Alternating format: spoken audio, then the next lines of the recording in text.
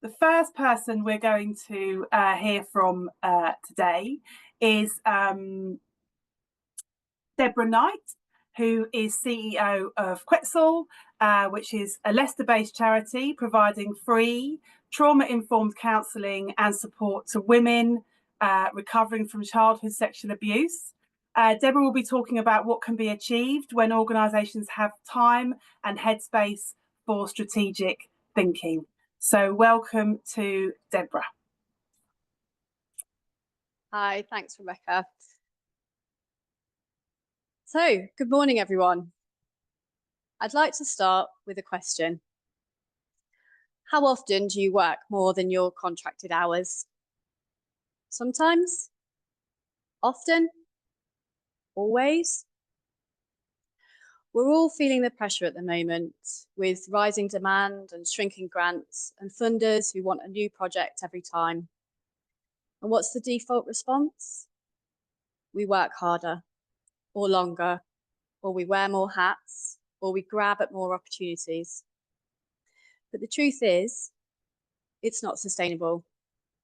And not just because of the risk of burnout, but because income generation comes from creating, and that needs time. As CEO of a small charity, I've done it all. In one day, I could be finishing a bid, setting up for a group session, paying invoices, doing a one-to-one, and dealing with anything else that might come up that needs my attention.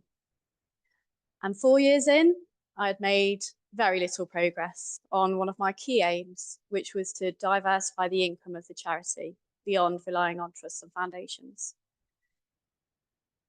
And what I realised is, if I'm spending my days fixing problems, answering emails, or chasing invoices, I'm not doing CEO work, I'm firefighting. And when you're in survival mode, there's no space for innovation or partnerships or an income strategy. So I knew something had to change. Initially, we took some steps to figure out what we as an organisation could stop doing without reducing our offer. We found that we were jumping at every opportunity that came up. And as a consequence, we were overstretching ourselves. If anyone wanted to work with us or invited us to an event, we'd almost automatically say yes and then struggle to keep up. So we put some boundaries in place. We now only deliver what we know we can do and that we can clearly see aligns with our mission. Next, we took some time to get rid of any busy work. So we cut out all unnecessary processes across the organisation, and that saved everybody some time. And then at the end of last year, we were funded by Rosa through the Stand With Us programme to recruit a part-time operations manager. But while bringing in a new role had some challenges, I'm sure everyone has done something themselves because it's easier than showing somebody how to do it. It's made a massive difference to the way the organisation functions. The initial recruiting, onboarding and training was a challenge because we were already overstretched. And as it's a new role for us, finding the best things to hand over, to keep and to add has been a learning curve. But having them enrolled has created space in my week for strategic work and the real impact. With time, you can see where the best opportunities are. But by having time, we've been able to identify our unique skills and find ways to use them to create income streams. So at Quetzal, we recognised a key asset was our placement scheme. And we also have a member of staff who's a qualified tutor. So we're developing an in-house counselling course complete with placement, meaning we can offer an attractive package, but also generate a stream of quality placements to support our core work. We've also found ways to leverage other expertise within the organisation by finding paid opportunities to sit on advisory boards. And we've even used some excess space in our building to create a virtual charity shop. None of these projects will give us sustainability alone, but they all have a dual benefit of mission and income. And they give us more flexibility because they generate unrestricted income. so we can become gradually less reliant on grants. So these ideas have been floating around for a while, but without the space to properly assess and plan, we've struggled to get them off the ground. The CEO job is vision, relationships, positioning, and making sure the organisation is future ready. You're not here to keep the wheels turning, you're here to steer the car.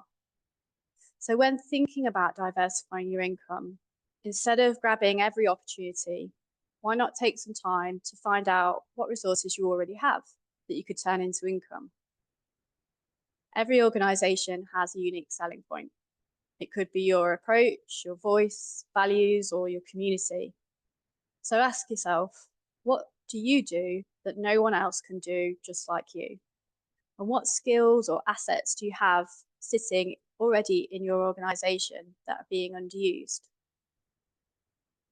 You might discover your unique value lies in your relationships or your experience or a program that you've developed over years and others are just waking up to. We know we've been fortunate to secure extra capacity. And if that's not an option for you right now, there's still ways you can start shifting your focus to strategic work. So, for example, block out regular time in your diary, not just a once or twice a year strategic day, but a weekly period. Start to delegate operational decisions, even if it feels hard to let go, and build capacity in your team so they're confident to deal with issues as they arise without your guidance. So, in summary, my invitation to you is twofold. First, find your uniqueness, and then do the work that only you can do. The mission depends on your leadership, not on multitasking. As Stephen Cahill recently put it, charity leaders must learn to work on their organisations, not just in them.